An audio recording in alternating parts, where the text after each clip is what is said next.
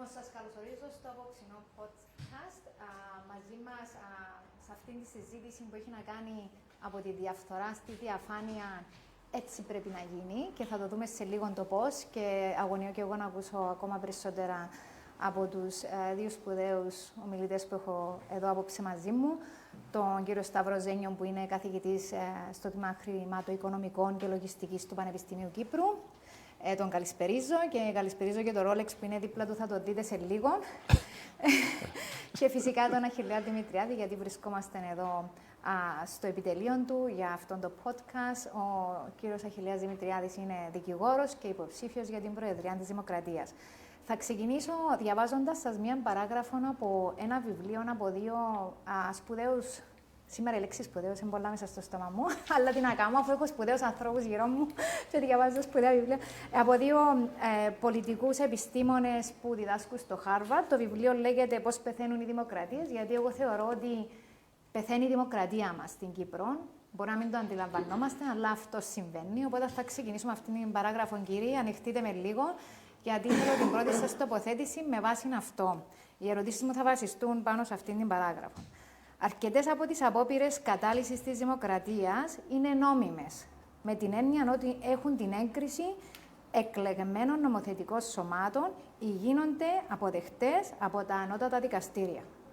Μάλιστα, συχνά παρουσιάζονται σαν προσπάθειες για μια καλύτερη, πιο αποτελεσματική δημοκρατία, η οποία θα βελτιώσει τον τρόπο απονομής της δικαιοσύνης, θα καταπολεμήσει τη διαφθορά, θα επιτρέψει αυθεντικότερες μορφές έκφρασης της λαϊκής βούλησης. Και μετά συνεχίζει και λέει ότι οι εφημερίδες εξακολουθούν να κυκλοφορούν, αλλά κατά κανόνα είτε ελέγχονται άμεσα από την εξουσία, είτε ζουν κάτω από τη δαμόκλειο σπάθη της απαγόρευσής τους και επομένως αυτολογοκρίνονται και ούτω καθεξής, και είναι πράγματα που τα βλέπουμε στην καθημερινότητα μας εδώ και πάρα πολλά χρόνια. Οπότε η ερώτησή μου προς εσένα, Σταύρο, γιατί θα σου μιλάω με το μικρό σου, είναι η εξής.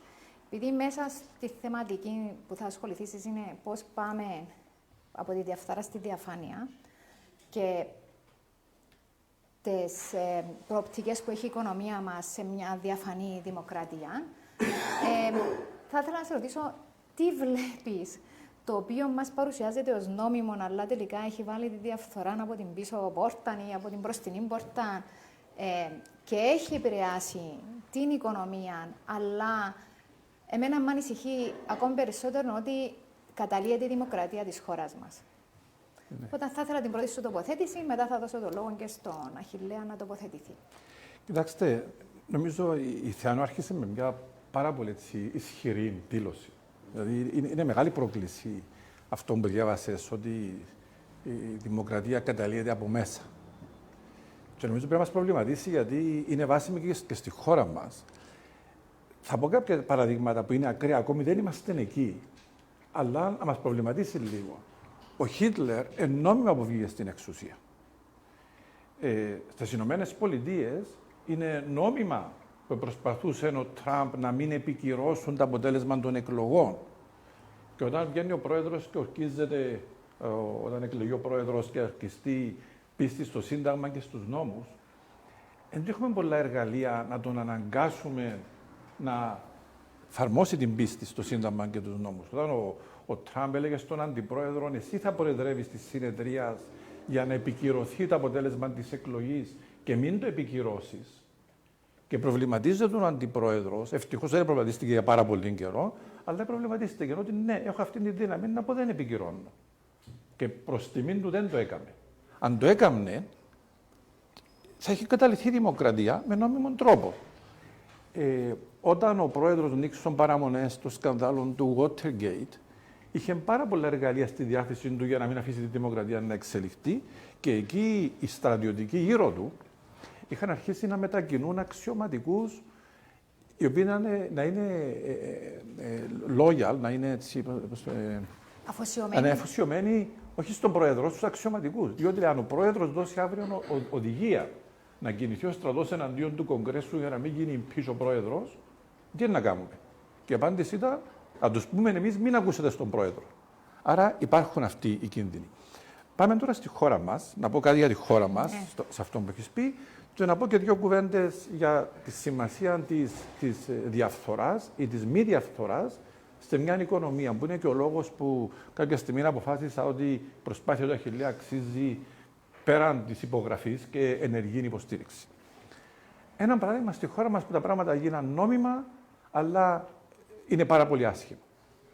Ο διορισμός του Γενικού Εισαγγελέα και του βοηθού Γενικού Εισαγγελέα, πρώην Υπουργό.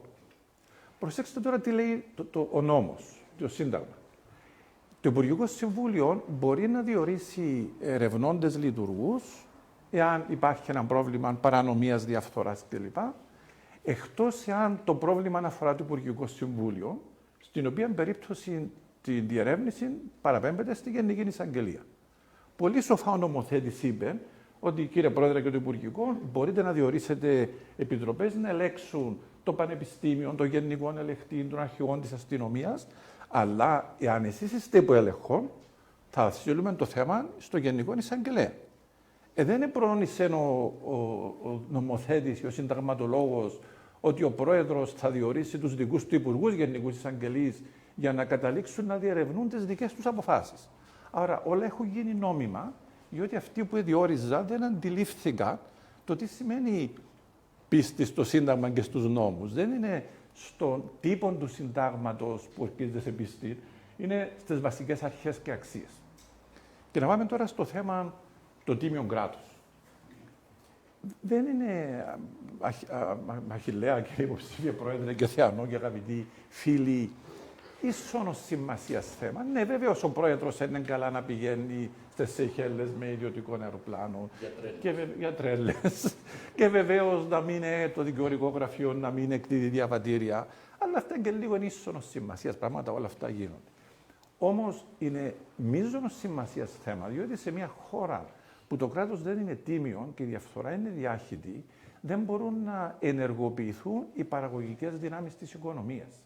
Είναι ένα μεγάλο βαρύδι στην οικονομία η διαφθορά, πέραν των λίγων χρημάτων που κάποιος έφαγε παραπάνω, πέραν του φαγγελάκι που πρέπει ενδεχομένως να δώσεις. Πολύ πιο σημαντικό είναι ότι καταστρέφεται η εμπιστοσύνη στον κοινωνικό ιστό. Δεν εμπιστευόμαστε οι επιχειρηματίες ο ένας στον άλλο, δεν εμπιστευόμαστε οι δημιουργικοί άνθρωποι, οι επιστήμονες ο ένας στον άλλο, και αυτό είναι ένα σημαντικό βαρύδι στην οικονομία. Άρα θέλω να κλείσω την εισαγωγή με αυτό, να αντιληφθούμε ότι η διαφάνεια είναι θέμα αξίας που πρέπει να είναι βαθιά μέσα στον Πρόεδρο και στην κυβέρνηση, όχι μόνο βάσει των νόμων. Και είδαμε ένα παράδειγμα που παραβιάσαμε την κάθε αρχή διαφάνειας, αλλά είναι νόμιμα που το κάναμε. Και το άλλο είναι ότι τυχόν διαφθορά και έλλειψη διαφάνειας είναι σημαντικό βαρύδι στην οικονομία. Η χώρα μας έχει, με βάση μελέτες της Διεθνούς Τραπέζης, παραοικονομία της τάξης του 28 με 35%. Είναι πάρα πολύ ψηλό το ποσοστό. Και αυτό οφείλεται σε αυτά τα φαινόμενα κακοδιαχείρισης, νεποτισμού, αδιαφάνειας και διαφθοράς. Αν δεν είχαμε αυτό το ποσοστό παραοικονομίας, θα είχαμε περάσει πολύ πιο ήπια την κρίση του 2013. Θα τα αφήσουμε εδώ και να έχουμε. Το αφήσει εδώ και μετά θέλω έτσι χρόνο. πιο πολλά παραδείγματα για να καταλάβει ακριβώς ο κόσμος, γιατί ο καθένας νοιάζεται για το πώς συνδέεται με την τσέπη του, με τον μισθό του, με την επιβίωση του. Οπότε μετά στην επόμενη με ερώτηση είναι να έρθω πιο πολλά σε τούτο για να μπορέσουμε να αντιληφθούμε ότι η διαφθορά είναι κάτι αφηρημένο και είναι OK που υπάρχει σε όλα τα κράτη κλπ. Είναι πόσο κινδυνεύει η δημοκρατία μας και όλοι οι θεσμοί εξαιτίας της και πώς τούτο το πράγμα έχει αντίκτυπο στον καθένα μας, στην καθημερινότητά μας. Γιατί τούτο δεν υπάρχει έτσι συνειδητοποίηση ότι το πράγμα όντως έχει τεράστιο αντίκτυπο. Αχιλλέα, να περάσω σε σένα. Εσύ που είσαι και μέσα στη δικηγορική και αντιλαμβάνεσαι τα και καλύτερα από εμάς και τους θεσμούς κτλ. Πάνω σε τούτη την παράγραφο μου των βιβλίων, ποια πράγματα έγιναν νόμιμα ενώ στην ουσία εμπαράνομα και έχουν αντίκτυπο στη ζωή μας σήμερα? Και θέλω να το συνδέσεις με τις δικές σου τις προτάσεις και το τι θέλεις να κάνεις. Τα 5 σημεία που προτείνεις για να βγούμε από το πράγμα, που τη διαφθορά και να περάσουμε στη διαφάνεια. Ναι. Απόλυτα, Θεανό. Πρώτα απ' όλα να ευχαριστήσω, Θεανό, εσένα που συντονίζεις, το Σταύρο που ήρθε, το Rolex που μας ετοίμησε, όλους εσάς που είσαστε μαζί μας.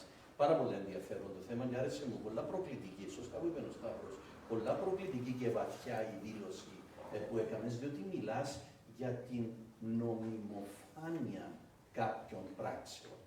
Παρουσιάζονται ως νόμιμες και φαίνεται να είναι τέτοια, αλλά στην πραγματικότητα όταν το μελετήσεις και το περάσεις από ένα φίλτρο διαφάνειας, από ένα φίλτρο αποτελεσματικής νομοθεσίας, αντιλαμβάνεσαι ότι πράγματι δεν είναι η αλήθεια.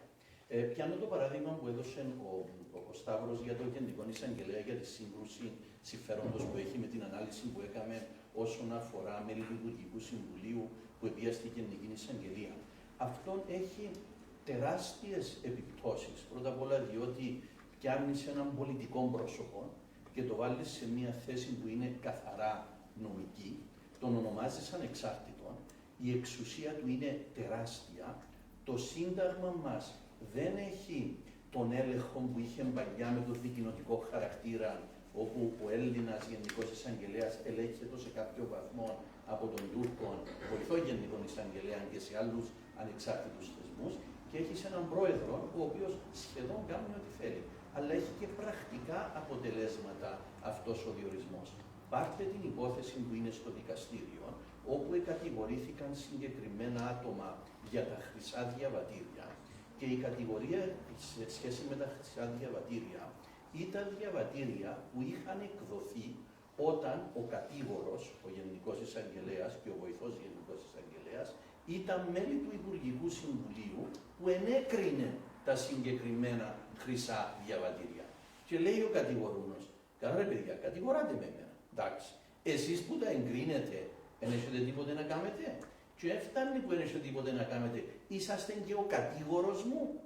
Αυτά επηρεάζουν οποιαδήποτε έννοια δικαιοσύνης, δίκαιης δίκης, και σε κανονικές χώρες δεν στέκουν. Αυτά είναι τα πράγματα που έχουν μια νομιμοφάνεια, αλλά στην πραγματικότητα η σύγκρουση συμφέροντος, η έλλειψη διαφάνειας βγάζει τα στην επιφάνεια. Τώρα, ποια είναι τα θέματα? Είπες 5 παραδείγματα για το τίμιο κράτος, πολλές θέσεις για το τίμιο κράτος, και μου άρεσε η ανάλυση πάλι του Σταύρου, διότι η έννοια του τίμιου κράτους είναι πάρα πολλές φορές αυτό που δεν είναι το κράτος μας. Και το βλέπουμε, και οι εκφράσεις της έλλειψης διαφάνειας είναι πάρα πολλές, σε πάρα πολλά επίπεδα, χαμηλά, πιο ψηλά και στο ανώτατο επίπεδο. Το πρώτο πράγμα που θα ήθελα να κάνω είναι να σπάσω την αρμοδιότητα του Γενικού Εισαγγελέα, ο οποίος είναι και ο νομικός σύμβουλος του κράτους και ο δημόσιος κατήγορος.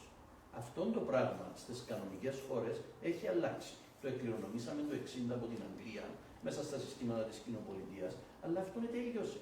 Δεν το κάνεις. Ξεχωρίζεις.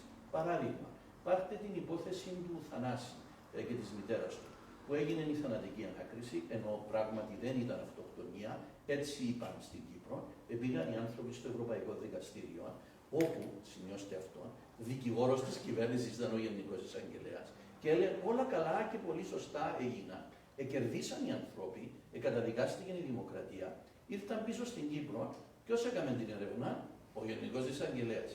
Ωραία, αφού προχτές ήσουν εναντίον του πράγματος, τώρα είσαι υπέρ και έχουμε σου εμπιστοσύνη να κάνεις την έρευνα? Κάπου έχει σύγκρουση συμφέροντος. Οπότε αυτό είναι το πρώτο. Το δεύτερο, το πόθεν έσχες. Πώς καθορίζουμε ότι οι αξιωματούχοι του κράτους δεν τα παίρνουν? Να το πούμε καθαρά. Είναι πού τα βρήκες τα λεφτά? Και ξέρετε το περίεργο, και εδώ είναι πάλι η νομιμοφάνεια.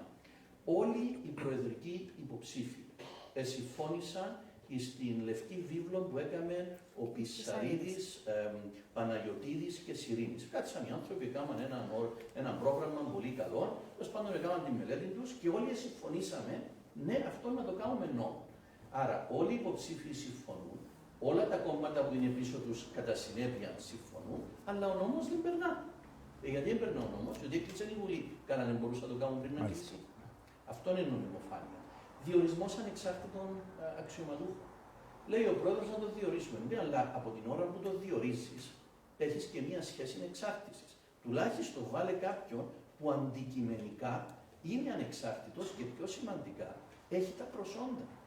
Ας αλλάξουμε το Σύνταγμα, ας αλλάξουμε τον νόμο. Ναι, να μου πείτε πότε να γίνει. Ωραία, πρακτική αντιμετώπιση. Πέρασε ανεξάρτητους αξιωματούχους από μη δεσμευτική δημόσια ακρόαση, όπως γίνεται στο Ευρωκοινοβουλίο, όπως γίνεται στη Γερουσία, τουλάχιστον να έχεις ένα φίλτρο ελέγχου και το απολυτήριο γυμνασίου σου να γράφει το σωστό νούμερο στα μαθηματικά. Να μην κάνουμε λάθος. Οπότε τέτοιο είναι θέμα. Αλλά έχει ακόμα ένα θέμα και μετά να έρθω το πώς συσχετίζεται με τον κόσμο. Αρχή κατά της διαφθοράς. Νομίζω αυτό είναι η πιο μεγάλη απόδειξη της νομιμοφάνειας που υπάρχει. Έκαναμε την αρχή εναντίον της διαφθοράς, είπαμε το σύστημα που θα διοριστεί, όλα είναι καλά. Προϋπολογισμό δεν τους έδωκαμε.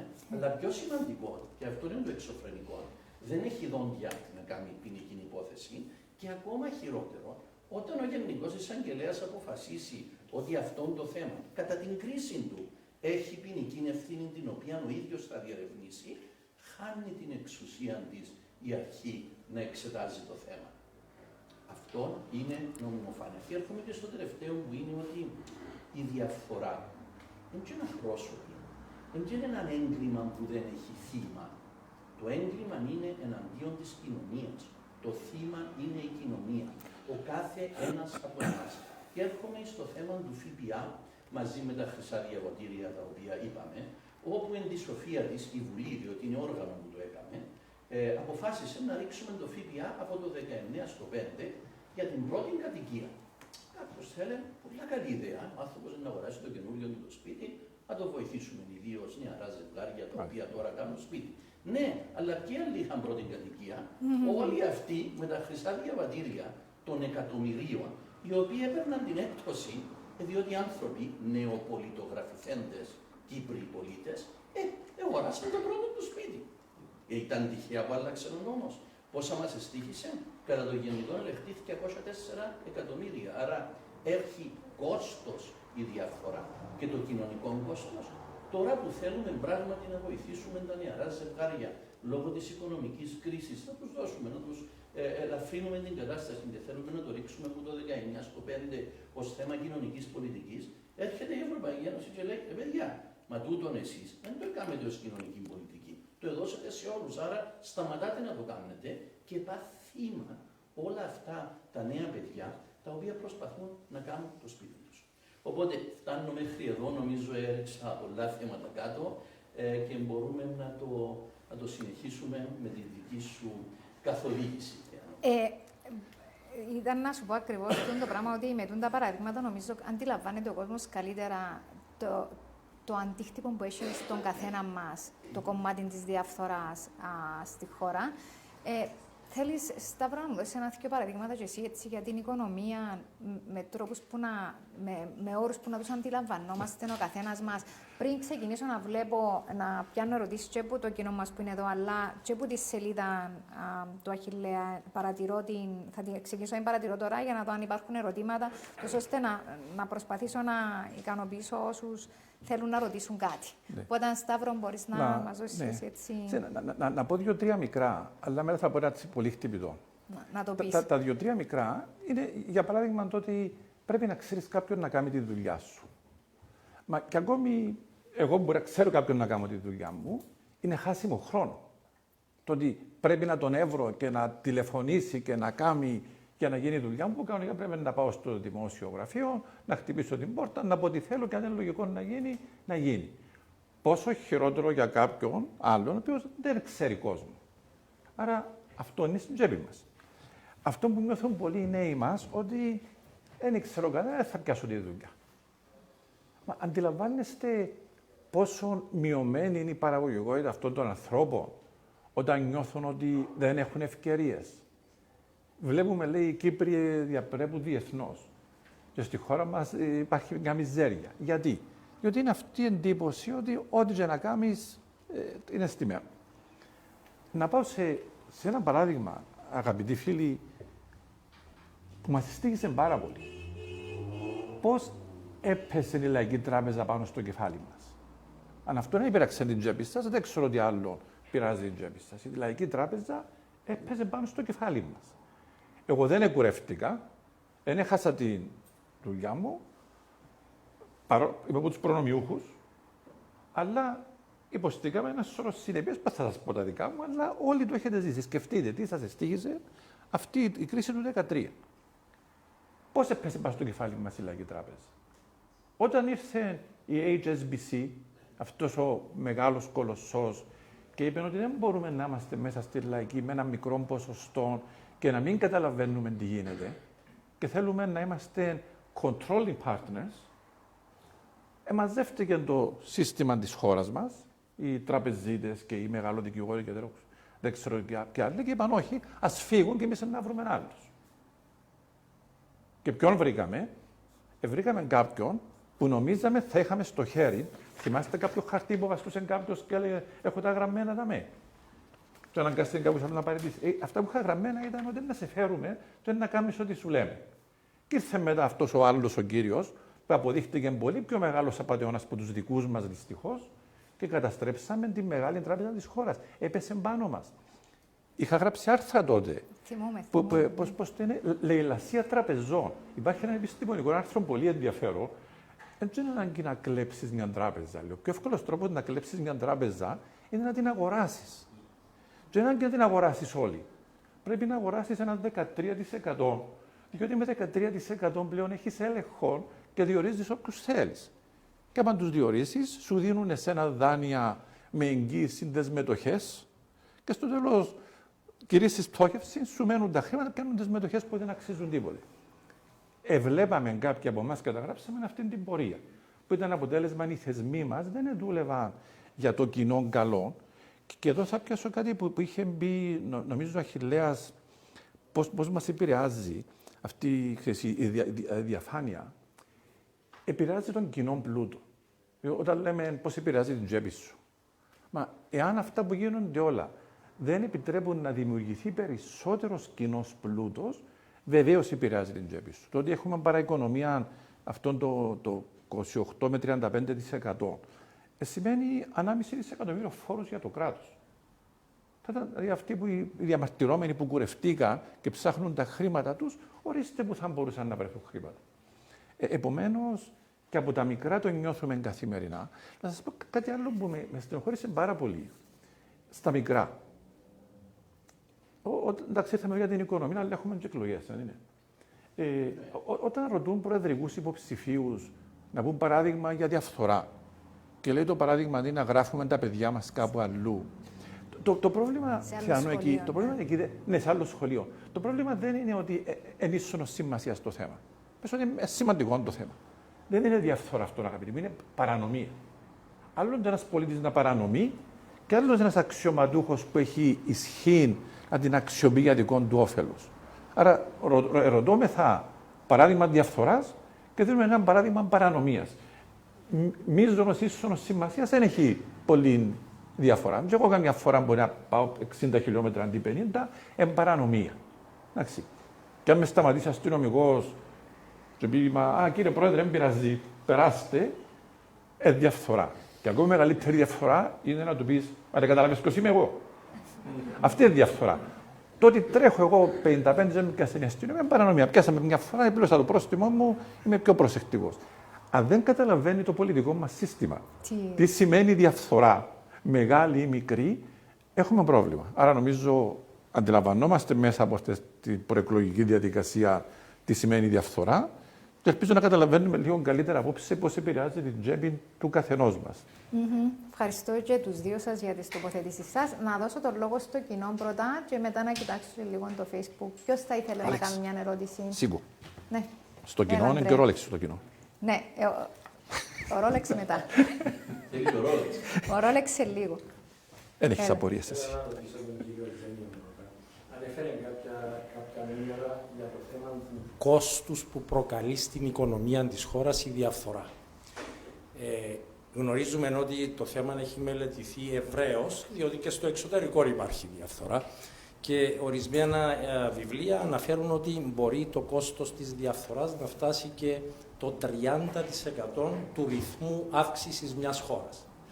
Αν υποθέσουμε ότι στην Κύπρο έχουμε μια οικονομία όπου το ακαθάριστο εθνικό προϊόν φτάνει γύρω στα 20 δισεκατομμύρια.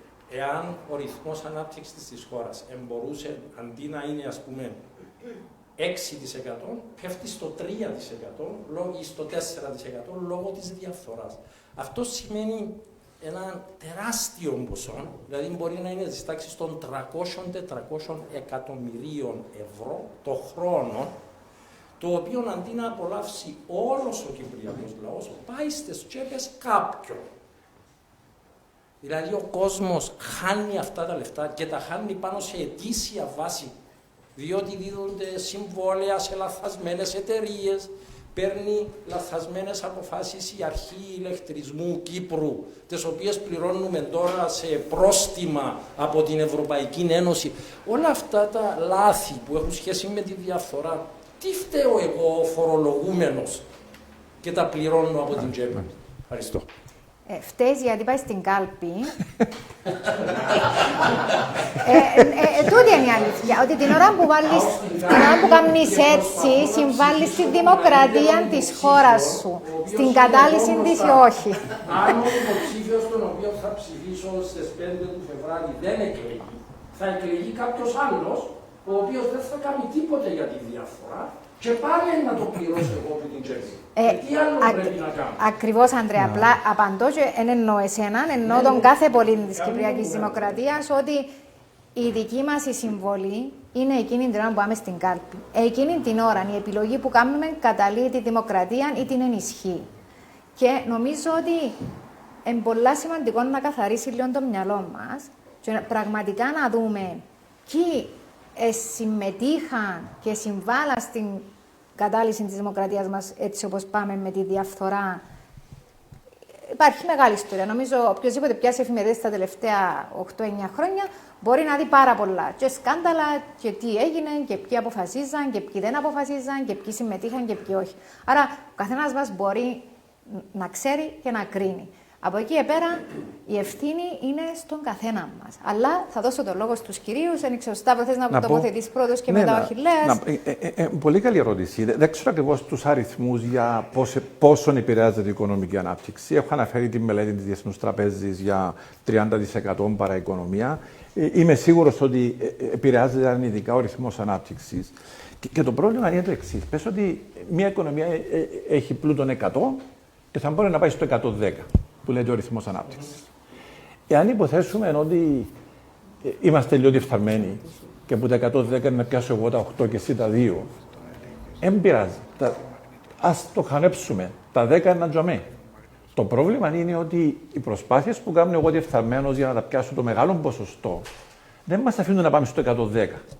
Που το 100, να πάμε στο 110, πάμε από το 100 στο 103, κάνω τα 3 εγώ και εσύ δεν πιάνεις τίποτε. Άρα είναι ακόμη χειρότερο από το να γίνεται δίκαιη κατανομή.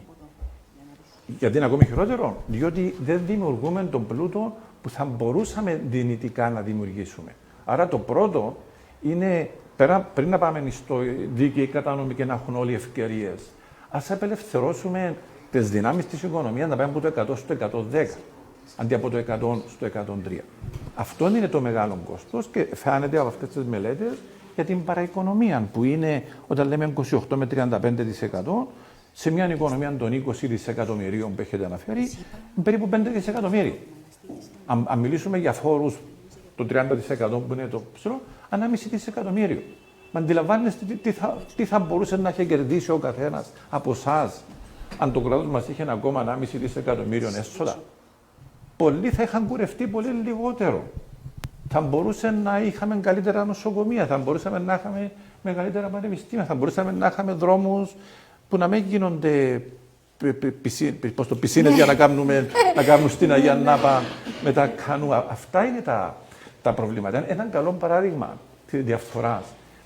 Είναι μεγάλο ερωτηματικό πώς μπορεί η Ρωσία, μια τόσο μεγάλη και πλούσια χώρα, να μην έχει έναν καλό οδικό δίκτυο μετά από τόσα χρόνια. Υπήρχε κανένα στη Ρωσία να δει τους δρόμους τους, είναι σε πολύ άσχημη κατάσταση σε σχέση με το τι ισχύει στις ΗΠΑ. Διαφθορά, αγαπητοί. Διότι δίνουν τις προσφορές στους συμμέτερους, πολύ υπερτιμημένες, και εκεί που υπολογίσαν ότι για να κάνεις 1 χιλιόμετρο δρόμο θα σου στοιχίζει, ξέρω εγώ, 30 εκατομμύρια και τα πληρώνεις, γίνονται με 15 εκατομμύρια. Μα αυτός ο δρόμος στην Απολύβων είναι γεμάτος λαγκούδες. Άρα τεράστιος ο αντίκτυπος. Το είχαμε πάθει, μάθαμε στην Κύπρο το δρόμο, κάτι σκάνδαλα παλιά, ο δρόμος, ξέχτε, είσαι πιο μικρή που μας για να το θυμάσαι. Ευχαριστώ για το μάθημα. Εκείνος ο δρόμος, να πούμε, δηλαδή πληρώσαμε τον και μετά δεν δούλευε. Και έχουμε και άλλα σκάνδαλα που έρχονται. Και το θέμα που, δηλαδή σωστά αντιδράσετε, εγώ ψηφίζω αυτό που μπροστά μου και θεωρώ καλός και πολύ καλά κάνετε. Το πρόβλημα είναι ότι μην ψηφίζουμε την πούγκα μας. Εγώ δεν είμαι εδώ επειδή ο Αχιλλέας έταξε μου κάτι, δάβαν ευκαιρία να βολευτώ. Και η κουβέντα που είχαμε που θέλει την Υπουργό Οικονομικό, πολύ μετά έγινε. Διότι έκρινα ότι αυτός ο άνθρωπος με το τίμιο κράτος είναι κάτι στο οποίο νομίζω χρειαζόμαστε. Ψηφίστε κάποιον άλλο, δεν έχω πρόβλημα. Αλλά ψηφίστε διότι πιστεύετε σε εκείνο. Όχι διότι να σας βολέψει. Αν σας πει να σας βολέψει, τότε πολλούς άλλους δεν θα βολέψει και το βόλεμα το δικό σας, το βόλεμα το δικό μου, το δικό του Θιανό, θα είναι βάρος στην πούγκα όλων μας. Σίγουρα. Χιλέα, να ακούσω. Να απαντήσω για την ψήφο. Να πω και εγώ, ψηφίστε όποιο θέλετε, αλλά ψηφίστε ελεύθερα. Ψηφίστε σύμφωνα με τη συνείδησή σας και προπαντός, όταν ψηφίσετε, να νιώθετε ότι το έκανετε με αξιοπρέπεια. Δηλαδή, στο τέλος της ημέρας πρέπει να αντιμετωπίσετε τον εαυτό σας για το τι ψηφίσετε. Να έρθω όμως στα θέματα του Ανδρέα, το παράδειγμα για την ΑΕΚ, πάρα πολύ ενδιαφέρον. Για να δώσω λίγα μαθηματικά, τουλάχιστον τα οποία εγώ ξέρω. 800.000 ευρώ την ημέρα είναι η επιβάρυνση στους ρήπους που πιάνουμε πάνω στον λογαριασμό μας για ηλεκτρισμό. Και δεν φτάνει που μας βάλουν την επιβάρυνση για τους ρήπους, βάλουν μας και ΦΠΑ πάνω στην επιβάρυνση.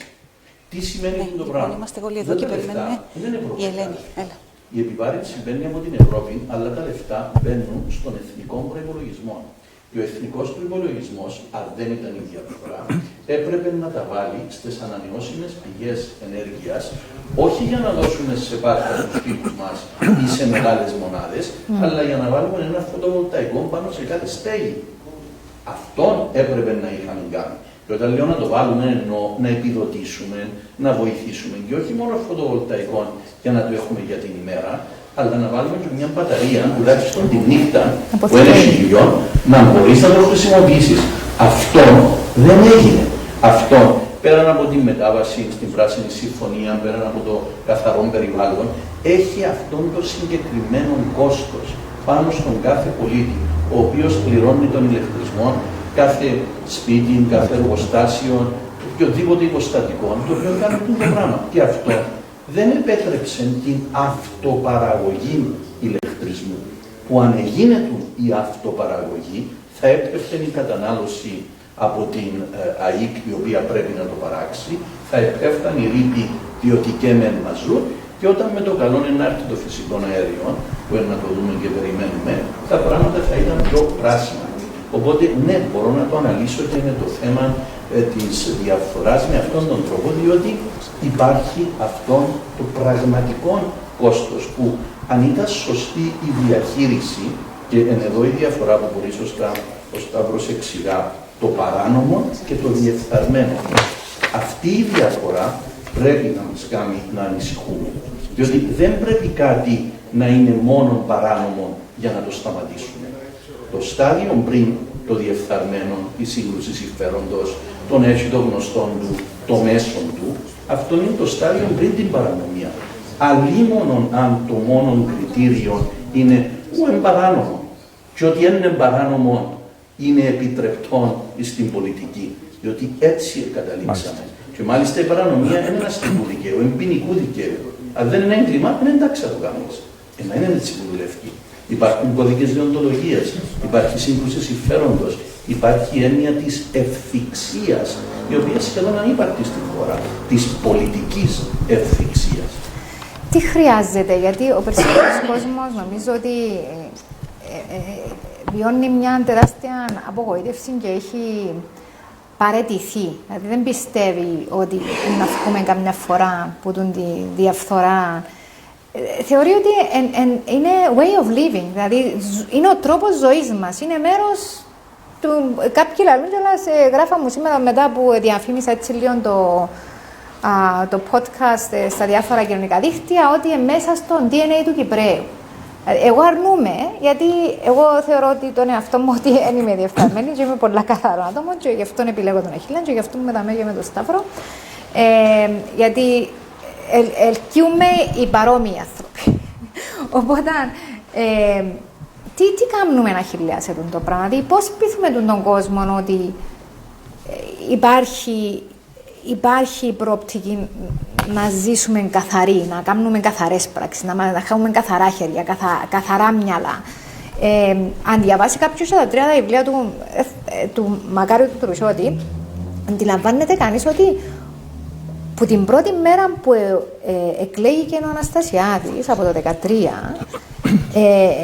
ήταν μανικωμένος, δηλαδή σήκωσε τα σέρκα και είπε έλα να δούμε σε τα ευκαιρίες έχω να μπω μέσα για να πλουτίσω. Δηλαδή τούτο φτιάχνει το ζουμί όλων των βιβλίων εν τούτο.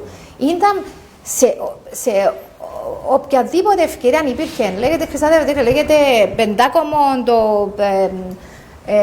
για τις ανακυκλώσεις και λοιπά, τα σκουπίδια και λοιπά. Οποιαδήποτε ευκαιρία ήταν τούτος ο άνθρωπος μέσα για να δει πώς είναι να πιάσει λεφτά. Δηλαδή, πώς το αλλάσεις τούτο μες στον τρόπο σκέψης ενός Κυπρέου, πώς το ξεριζώνεις? Πρώτα πρέπει να διαπιστώσεις το πρόβλημα. Το ότι καλή ώρα μιλούμε, το ότι έχουμε την ελευθερία να τα λέμε, προσπαθούμε να διαπιστώσουμε το πρόβλημα. Ότι πολλοί κόσμοι λένε, κάλε τώρα, εντάξει, τι πειράζει, άσε να δούμε τώρα, μπορεί να μου τύχει και εμένα δηλαδή, είναι καλή δουλειά του, ας το δούμε. Άρα το ότι το διαπιστώνουμε και βλέπουμε και δίνουμε το κόστος και έχουμε το είδους την εκπομπή που το αναπτύσσουμε, νομίζω είναι το πρώτο θέμα. Το δεύτερο είναι ότι ναι, κάτι πρέπει να κάνουμε και κάτι πρέπει να κάνουμε και εμείς οι ίδιοι, ο καθένας, πρέπει να θέλουμε την αλλαγή. Διότι το αποτέλεσμα είναι να καταλήξουμε όπως το Λίβανο, μια χώρα διαλυμένη. Διότι ο Λίβανος εδιελήθη λόγω της διαφθοράς. Εντάξει, υπήρχε και ο εμφύλιος πόλεμος σίγουρα, αλλά εδιελήθη η χώρα. Τώρα, σίγουρα δεν είμαστε σε τόση κατάσταση να μην λέμε ότι τα πράγματα φτάσαν εκεί. Αλλά πιάνουν τα 3 βιβλία του Μακάριου του Τρουσιώτη. Πέστε μου μια πολιτισμένη ευρωπαϊκή, μάλλον μια ευρωπαϊκή χώρα που ο πολιτισμός της, ο πολιτικός πολιτισμός της θα επέτρεπε αυτού του είδους τα βιβλία να περάσουν απαρατήρητα από τις διοκτικές αρχές, οι οποίες είναι εκεί με σκοπό να προστατεύσουν τη χώρα από αυτού του είδους τη συμπεριφορά. Απίστευτο. Τώρα κατηγορούν τον για λιβέλο, λένε του να τα τραβήσει πίσω κιόλας η αστυνομία. Αντί να τα διερευνούν. Κανένας, ας πούμε, ο Γενικός Εισαγγελέας που καθήλυν είναι αρμόδιος να εξετάζει τα εγκλήματα. Η αστυνομία, η ΜΟΚΑΣ, η Επιτροπή εναντίον της διαφθοράς. Οι δημοσιογράφοι να τα αναδείξουν, τα κανάλια Ποντοβάλλου, να το πω τέλεια απλά. Είναι διαβολική σύμπτωση ότι κανένας δεν τον εύκαλε τηλεόραση. Δηλαδή, σκεφτήκαμε το ποτέ. Είδες πώς καταλύεται η δημοκρατία από μέσα, Ακριβώς, από τους εντός. Και αυτή η νομιμοφάνεια και η επίκληση θεσμών που δίνουν μια δικαιολογία και όχι μια νομιμοποίηση είναι ο τρόπος. Πού είναι τους θεσμούς, πώς λειτουργούν, γιατί δεν ελέγχει κανένας αυτό το πράγμα. Αλλά αν τα θέματα αυτά, για να δώσω μια θετική νότα, αν τα θέματα αυτά είχαν να κάνουν με τον ευρωπαϊκό προϋπολογισμό, τότε η Ευρωπαϊκή Εισαγγελία θα είχε λόγο. Και αν η Ευρωπαϊκή Εισαγγελία έρθει να κάνει έρευνα, σίγουρα δεν θα είναι η ίδια με τις έρευνες που γίνονται από τη δική μας εισαγγελία σε ορισμένα θέματα. Οπότε πώς το λύουμε? Ευτυχώς είμαστε στην Ευρώπη. Ευτυχώς έχουμε κανόνες και ευτυχώς μπορούμε να γυρίσουμε και να δούμε τι είναι το σωστό, τι κάνουμε λάθος και πώς μπορούμε να εφαρμόσουμε το σωστό πάνω στο λάθος για να μειωθεί. Άρα δεν είμαι απογοητευμένος, είμαι ακόμα έχω παραπάνω πείσμα να κάνω το σωστό, διότι ευτυχώς που είμαστε στην Ευρώπη, διότι όλη αυτή η ασφάλεια που μας ζήτηκε, έρχομαι στο παράδειγμα των 800.000 ευρώ την ημέρα. Δεν είναι επειδή είναι κακοί οι Ευρωπαίοι που μας βάλουν πρόστιμο, είναι επειδή εμείς καταστρέφουμε το δικό μας περιβάλλον. Και δεν το καταλάβουμε ότι είναι δικό μας περιβάλλον και νιώθουμε ότι είναι ευρωπαϊκοί θεσμοί του, ότι δεν καταλάβουν το, ότι εμείς καταλάβουμε καλύτερα. Εάν δεν αντιληφθούμε πόσο πιο σημαντικό είναι το δικό μας περιβάλλον να το προστατεύσουμε, τότε δεν καταφέραμε τίποτε. Αλλά αυτού του είδους η εκπομπή, αυτού του είδους η προσπάθεια, καλή ώρα η δική σας υποστήριξη, νιώθω ότι δίδει ελπίδα. Και είναι με αυτόν τον τρόπο που θέλω να το αντιμετωπίσω, διαφορετικά να κλείσουμε το κατάστημα και να πάμε κάπου αλλού. Ωραία. Άλλες ερωτήσεις? Ναι, παρακαλώ. Ναι, γεια σας. Σε μια πρόσφατη επίσκεψη μου στην Νορβηγία, καλά πρόσφατη 2019, μου έκαμε φοβερή εντύπωση κάτι. Εντάξει, η Νορβηγία είναι σπουδαία χώρα, πολύ εντυπωσιακό. Αλλά αυτό που μου έκανε εντύπωση είναι ότι μια εβδομάδα που έμεινα εκεί στο Όσλο δεν είδα ούτε κέρματα, ούτε χαρτονομίσματα. Και εγώ εφρόντισα να πάρω από την τράπεζα ορισμένα χαρτονομίσματα και τα έφερα όλα πίσω. Το λοιπόν, όλοι πλένονταν με κάρτες. Ακόμα και το σελήνι που βάζει στο μετρητή για στάθμευση του αυτοκινήτου, τον καφέ, ο μουσικός που έπαιζε γύρω στη γωνιά είχε στον πίνακα των αριθμών της τράπεζας του για να κάνουμε εκεί το έμβασμα. Παρεπιπτόντως, είπα μια και ήμουν στο Όσλο να κάνω ένα τηλεφώνημα στο φίλο μου τον Έσπεν, τον Άιντα, να δω αν μπορώ να το δω. Και μου είπε βέβαια, έλα στο κοινοβούλιο να σε φιλοξενήσω. Το λοιπόν, επία είδα τον και ξέρετε μου είπε ότι διαβλέπω ότι άλλαξε ο Χριστοδουλίδης. Έγινε πιο ρεαλιστής. Του είπα όχι, είναι απλώς σου λέει αυτά που θέλεις να ακούσεις. Νομίζω τώρα έχει καταλάβει και ο Έσπερ τι εστί. Η ερώτηση μου είναι εξής. Εάν όντως πάμε και αντιλαμβάνουμε και άλλες χώρες το κάνουν, και η Αγγλία, σε cashless συναλλαγές, αυτό θα βοηθήσει στην αντιμετώπιση της παραοικονομίας? Ναι, αυτό είναι κάτι που έχει συζητηθεί πολύ. Δηλαδή, η ιδέα το... Συγγνώμη, να πω και κάτι άλλο. Βλέπω κάποιες αναρτήσεις από διάφορους φίλους ενός συγκεκριμένου κόμματος εναντίον αυτής της ιδέας. Εναντίον του cashless. Ναι. Δεν μπορώ να σκεφτώ γιατί. Να σας πω, δηλαδή, έτσι για να κάνουμε έναν αντίλογο σε κάποια θέματα. Εάν στηριχτούμε πολύ στην τεχνολογία, γιατί μιλάς για τεχνολογία, ο μουσικός να έχει το bank account του εκεί, σημαίνει ότι αυτοί που δεν έχουν πρόσβαση στην τεχνολογία μπορεί να μείνουν πίσω. Αλλά απέχει πολύ, γι' αυτό συζητιέται σε αφρικανικές χώρες. Αν τις κάνουμε όλες να είναι ηλεκτρονικά, αυτοί που δεν έχουν τα ηλεκτρονικά είναι να μείνουν πίσω. Και εκεί τους προβλημάτισε και η απάντηση δόθηκε πάλι μέσω της τεχνολογίας. Εκεί ήταν ακόμα περισσότερο. Μα δεν μπορεί κάτι χωριά στην Αφρική να έχουν τράπεζες για να πηγαίνουν στο ATM να πιάνουν χρήματα. Και η απάντηση ήταν να τους δώσουμε όλους κινητών τηλέφωνο. Επομένως, η κατεύθυνση, η κριτική που γίνεται. Καμιά φορά, ξέρετε, κάνουμε κριτική, το έχω δει στην Κύπρο, με κάποιες απερχιωμένες νοοτροπίες για κοινωνική δικαιοσύνη. Ότι ναι, η τεχνολογία να μην είναι εις βάρος αυτού που δεν έχει τεχνολογία. Αν τα κάνουμε όλα να χρειαζόμαστε λάπτοπ, εγώ που έχω να πάω καλά και εσύ που δεν έχεις να σε πείσω. Να είμαστε ευαίσθητοι σε αυτό. Αλλά αυτή η ιδέα ότι να επηρεάσει το cashless society τους ασθενέστερους δεν ισχύει, διότι ακριβώς έχουμε πλέον, όλοι έχουν το κινητό τους τηλέφωνο. Και μέσω του τηλεφώνου μπορούμε να προσφέρουμε αυτές τις υπηρεσίες. Άρα ο αντίλογος δεν είναι βάσιμος. Οπωσδήποτε ένας από τους λόγους που υπάρχει αυτή η τάση προς το cashless society είναι περισσότερο για αποτελεσματικότητα. Είπατε το παράδειγμα που δεν ήθελε κανένα χρήματα. Σήμερα γύριζα με το σκύλο μου, πήρα το γιο μου να κάνει τις εξετάσεις του. Δεν διαρρεύσαν τα θέματα, έπρεπε να πάει ο Μιτσί. Και έπρεπε να περιμένω κάπου και όλα τα πάρκινγκ του Δήμου ήθελε χρήματα. Και εγώ χρήματα δεν έχω ποτέ μαζί μου. Είμαι πάντα με τις κάρτες. Και γυρίζαμε με το σκύλο να βρούμε έναν καφενείο για να βρούμε χρήματα. Ακριβώς το αντίθετο. Είναι παραπάνω θέμα αποτελεσματικότητας να δουλεύεις με ηλεκτρονικό χρήμα, όμως είναι και αποτρεπτικό στα θέματα διαφθοράς, διότι το ηλεκτρονικό χρήμα μπορεί να το παρακολουθήσεις. Άρα, αν υπάρχει μια υποψία, μπορούμε να ελέγξουμε ενώ τα χρήματα μέσα στη βαλίτσα είναι πιο δύσκολο να τα εντοπίσεις, αλλά για να πάω και πίσω αυτή την πάσα που έκαμε ο Αχιλλέας για τους σεισμούς στην Ευρώπη, είδατε τι έγινε με την υπόθεση Qatar Gate. Μπήκε η αστυνομία στο άψες βίσε, μέχρι τον πατέρα της συλλάβαν που προσπάθησαν τελευταία στιγμή να του δώσουν την βαλίτσα και αμέσως βρήκαν ότι ο άνθρωπος δεν είχε να κάνει τίποτα, τον αφήσαν. Αλλά οι διοκτικές αρχές δράσαν.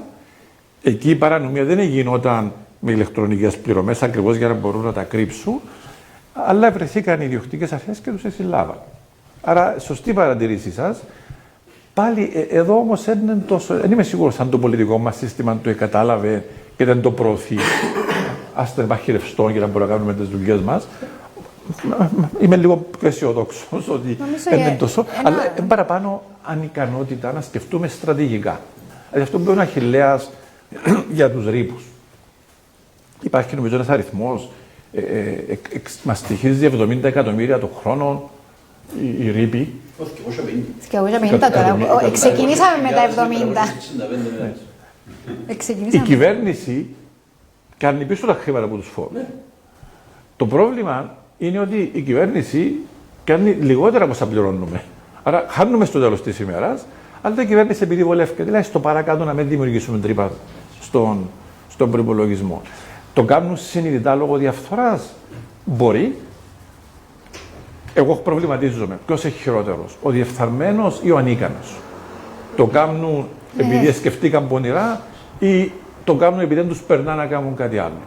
Άρα είναι και αυτό μας προβληματίσει. Μια ηγεσία που να πει αυτά είναι τα σωστά πράγματα να κάνουμε και να βάλει μπροστά, να πιέσει, να ασκήσει όλα τα εργαλεία που έχει η Προεδρία, που από την δική μου πλευρά, αν υποθέτω ο Αχιλλέας τα μελέτησε, ξέρει τι εργαλεία να έχει αύριο στο χέρι του, αλλά στον καλό του εγώ μου υπάρχει ένα πολύ μεγάλο εργαλείο. Ο δημόσιος λόγος.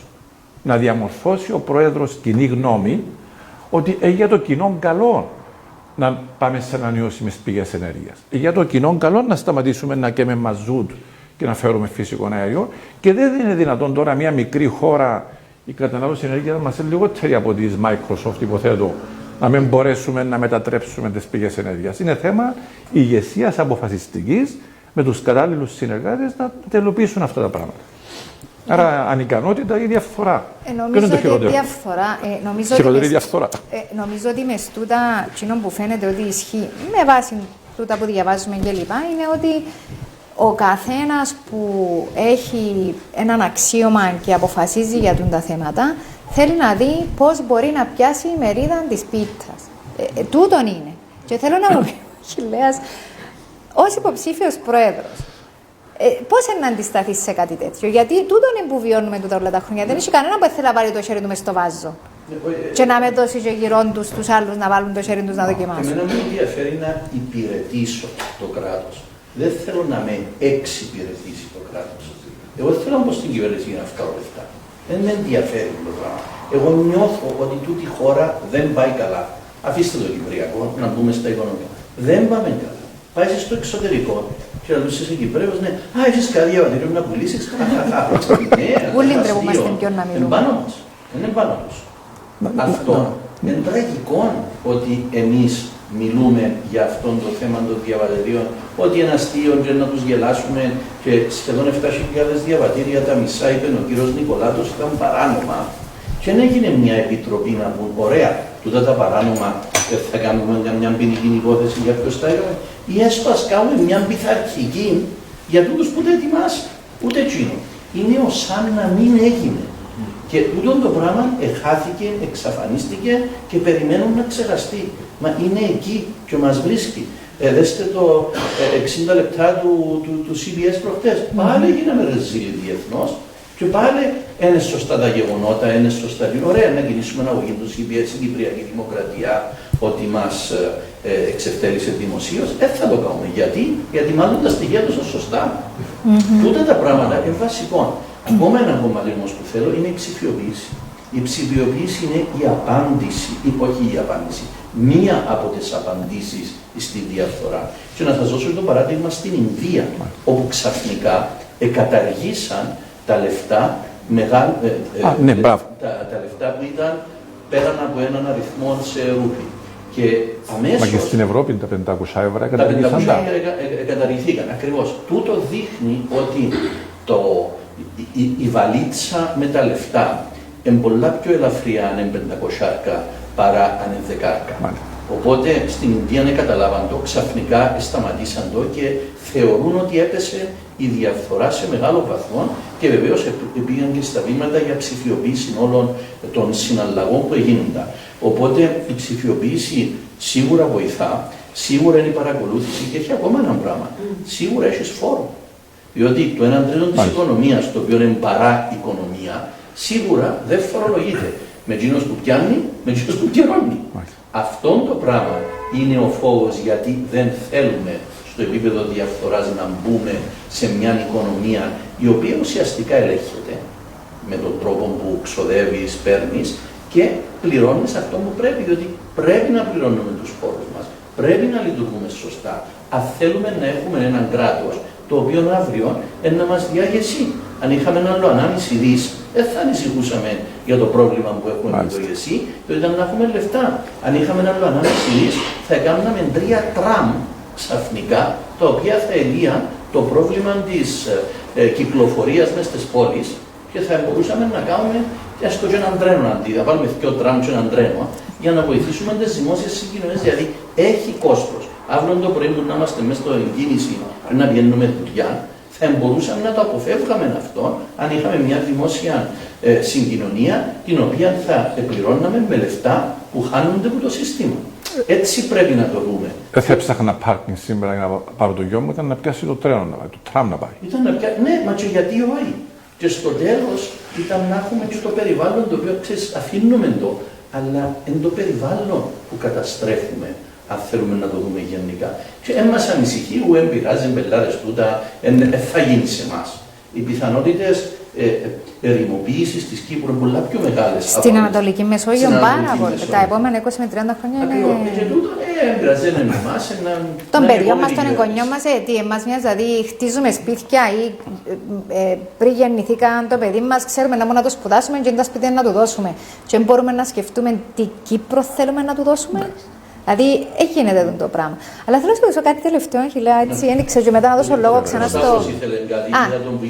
Εγώ σύντομα να προσθέσω κάτι σε αυτό που. Να προσθέσεις, ναι, Σταύρο. Δεν είναι τόσο πιανό πιένει να πει υποψήφια. Γιατί πιστεύω παραπάνω τον Αχιλλέα που λέει ότι δεν το κάνω για να πλουτίσω.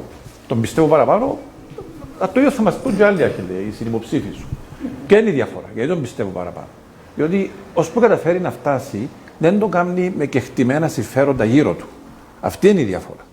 Οτιδήποτε ικανότητες και ταλέντα έχεις, δεν θα έχεις γύρω σου ομάδες ειδικών συμφερόντων που σε βγάλα στην εξουσία και επομένως οφείλεις.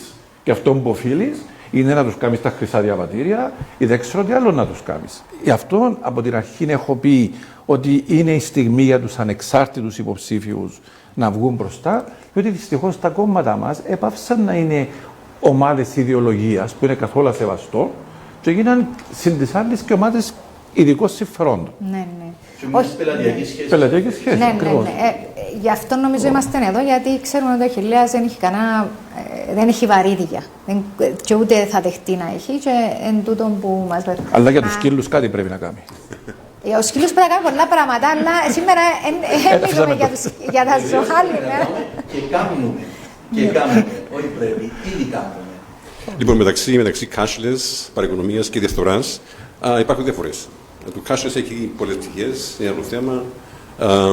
Ναι, συντείνει, διότι δεν υπάρχει έλεγχος στις transactions. Το θέμα παραοικονομία είναι κάτι παράνομο, αλλά λειτουργεί εκτός συστήματος. Η διαφθορά είναι εντός συστήματος. Άρα είναι κάτι άλλο. Έχουν παρόμοιες επιδράσεις, έχουν παρόμοια αποτελέσματα, αλλά είναι κάτι άλλο. Υπάρχει εντός του νόμου, της τάξης, της κοινωνίας, της πολιτείας η διαφθορά. Εμείς την παράγουμε στην Κύπρο. Με αυθονία. Και πάει απαρατήρητη, πάει απροσδιόριστα, πάει ατιμωρήτη η διαφθορά. Και είναι διαχρονική. Δηλαδή δεν είναι για δεκαετία, αν και έχουμε κάτι χειρότερο αυτήν τη δεκαετία, αλλά υπάρχει. Okay.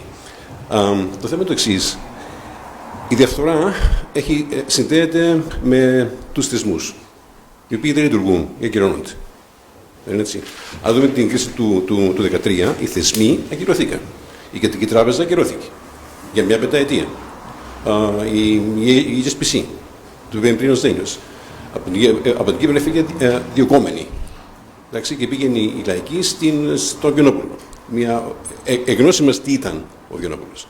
Αλλά αυτή η πολιτεία διώχνει την HSBC και φέρνει τον Βιονόπουλο με πρόσκληση. Εντάξει, και ξέρει τι είναι ο Βιονόπουλος. Μας είπαν τι είναι ο Βιονόπουλος. Και έγινε αυτή η πράξη. Έγινε, έφερε κόστος, η χώρα πήγε σε μια τεράστια κρίση, χωρίς να έχουμε συνέπειες. Και με συνέπεια δεν υπήρξε για την κρίση. Άρα, αν οι θεσμοί είναι το κύριο στοιχείο, το οποίο δημιουργεί, παράγει τη διαφθορά, έχω δύο ερωτήματα. Κατά πόσο οι θεσμοί μας είναι λάθος από σχεδιασμό ή ακυρώνονται από πολιτική πράξη και παρέμβαση, των κομμάτων κυρίως. Άρα, οι λύσεις ποιες θα είναι? Τα κόμματα πώς μπορούν να αλλάξουν για να βελτιωθεί η λειτουργία των θεσμών? Διότι στην Κύπρο έχουμε παρέμβαση κομμάτων και σε διορισμούς και σε παραγωγές, όχι μόνο στο δημόσιο, αλλά και εκτός στο δημόσιο. Ωραία. Ποιος θέλει έτσι να τοποθετηθεί? Κοίταξε, πολύ καλή ερώτηση για το θέμα των θεσμών. Αλλά νομίζω είναι αυτό που αγγίζει ο Αχιλλέας με το να μιλά. Δεν είναι τόσο θέμα των κομμάτων, Γιάννη. Είναι θέμα του Προέδρου να διορίσει τα κατάλληλα άτομα. Και να σας πω ένα παράδειγμα, αναφέραμε το παράδειγμα τα κυπριακά, ένα πολύ ενδιαφέρον παράδειγμα από τις ΗΠΑ. Όταν ο πρόεδρος Ομπάμα θα διόριζε διευθυντή του FBI, εκάλεσε με το όνομα του και τον ερώτησε ιδιαίτερα πώς βλέπει τη σχέση του FBI με τον Λευκό Οίκο.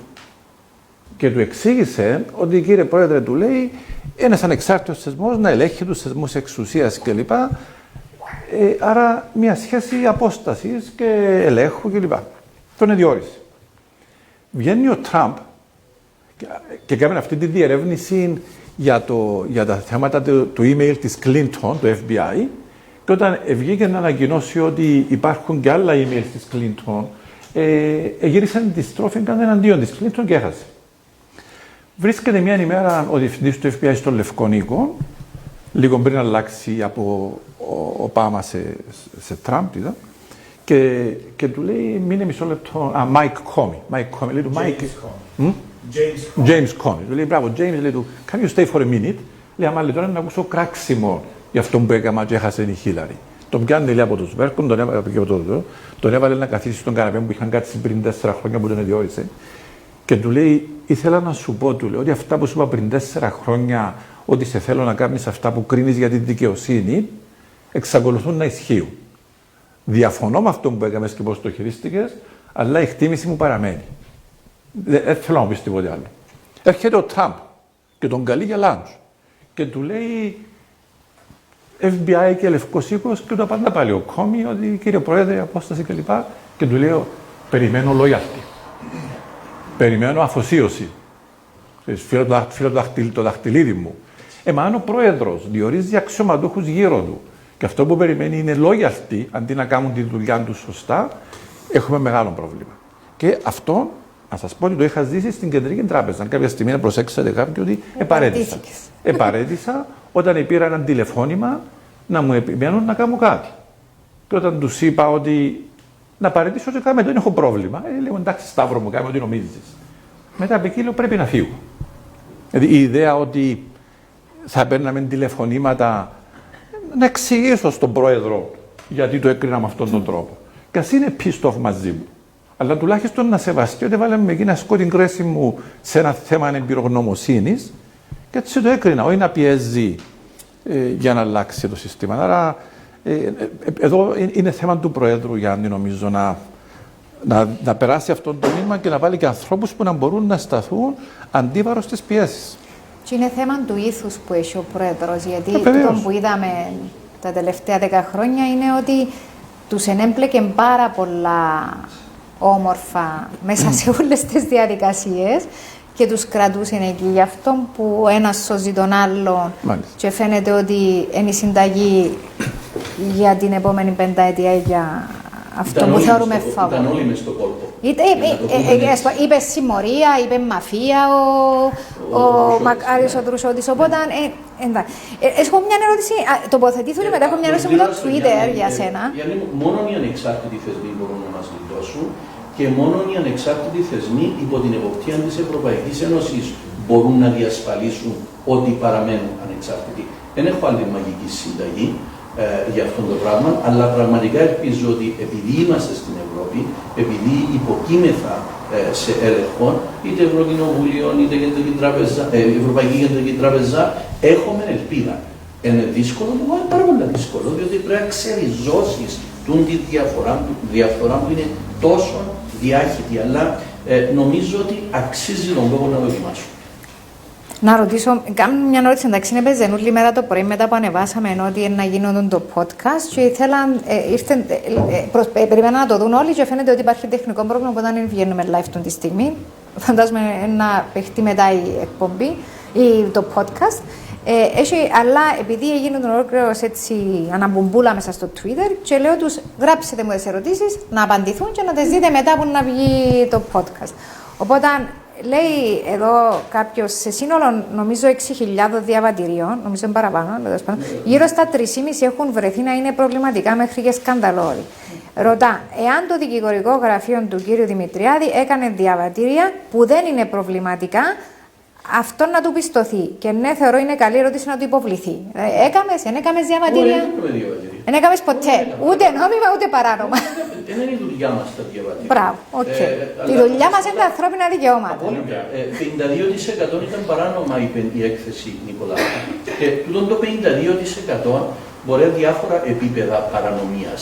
Αλλά για να έρθει το στο Σταύρο, είναι παράνομα. Δεν μπορεί να είσαι λίγο έγκυος. Η Ευρωπαϊκή Ένωση νομίζω τα ονόμασε λερωμένα. Γιατί κανέναν από τα κριτήρια που θέτει η Ευρωπαϊκή Ένωση για την ενωσιακή ηθαγένεια δεν επληρείται σε οποιοδήποτε διαβατήριο. Ήταν θεσμικό το πρόβλημα. Εκεί πουλούσαμε την ευρωπαϊκή ηθαγένεια. Και είναι πολλά πιο σοβαρό θέμα από το αν αυτά που έλεγαμε ότι έπρεπε να γίνονται με τον Α τρόπο δεν έγιναν. Εκεί πουλούσαμε την ευρωπαϊκή ηθαγένεια και αυτό είναι να μα πάρει στο Ευρωπαϊκό Δικαστήριο. Τούτον είναι το πρόβλημα. Και ύστερα που να έρθει το πρόστιμο, ποιος θα το πληρώσει. Τα δικηγορικά γραφεία, ή εσύ και εγώ, ή εσείς. Όχι, να το πληρώσουμε εμείς όλοι να το πληρώσουμε και αυτό είναι το ανησυχητικό. Υπάρχει κάποια άλλη ερώτηση από το ακροατήριο μας. Να ρωτήσω εγώ κάτι τελευταίο, γιατί ξέρω ότι πρέπει να το κλείσουμε. Οπότε, αν υπάρχει, πολύ ευχαρίστως να την ακούσουμε.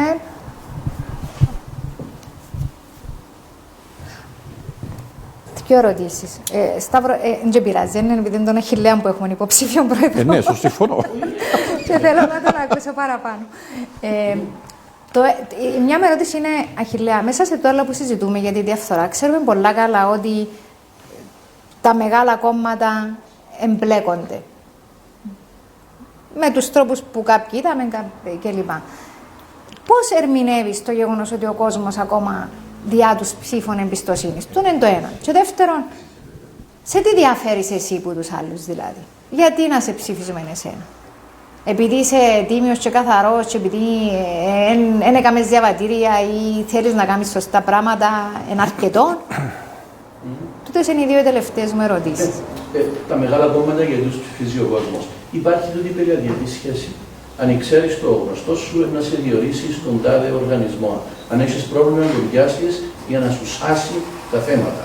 Τούτη την πελατειακή σχέση πρέπει να την κόψουμε. Δεν μπορεί να συνεχίσει. Δεν μπορεί να εξαρτάσει από κάποιον κόμμα. Τούτη κομματοκρατία νομίζω ότι πρέπει να αλλάξει. Νομίζω ότι αυτό είναι το βαρύδι που έχουμε. Πολύ σωστό να υπάρχουν κόμματα με πολιτικές θέσεις. Πάρα πολύ σωστό. Εμείς ξεπεράσαμε αυτό το πράγμα.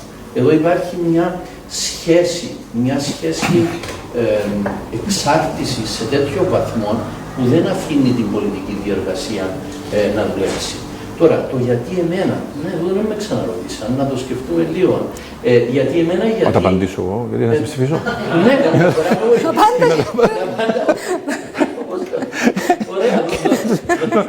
Να σου πω θέλω. Και εγώ έχω απαντήσεις γιατί το να με ρωτούν, αλλά ήθελα να ακούσω εσύ γιατί. Ωραία. Διότι έχω ένα πρόγραμμα το οποίο μιλά για τίμιο κράτος. Έχω ένα πρόγραμμα το οποίο φαντάζεται την Κύπρο το 2035, διότι θέλω να λύσω το Κυπριακό πάνω στα σημεία που είχαμε συμφωνήσει με τα Ηνωμένα Έθνη και φύγαμε και αφήσαμε τα πράγματα εκεί και νιώθω έντονα ότι αν δεν το κάνουμε το πράγμα η χώρα μας θα διχοτομηθεί. Έχω ένα πρόγραμμα, δεν έχω βαρύδια, έχω μια προοπτική. Θέλω να δώσω λύσεις στους ανθρώπους και ειδικά στους νέους, και νιώθω πάρα πολύ σημαντικό ο κόσμος να ακούσει μια διαφορετική άποψη. Τούτη διαφορετική άποψη, κατά την θέση μου εμένα, είναι η σωστή. Τούτη διαφορετική άποψη δεν την ακούμε. Δυστυχώς εμάθαμε μετατετριμμένα, και όταν ακούσεις κάποιον άλλο, ούμα τούτος δεν τα λέει καλά, ούμα τούτος δεν είναι του κόμματος, ούμα τούτος δεν μπορεί να βγει, όχι είναι έτσι, όχι είναι άλλο. Όχι. Έχεις δικαίωμα ως πολίτης. Το κράτος σου χρωστά τη διασφάλιση των δικαιωμάτων σου. Το τίμιο κράτος είναι δικαίωμα του πολίτη. Το ερώτημα είναι, θέλει να το διεκδικήσει? Να προσθέσω. Νομίζω πρέπει να είμαι πιο αντικειμενικός, γιατί πρέπει να ψηφίσουμε να απολύσεις εσύ.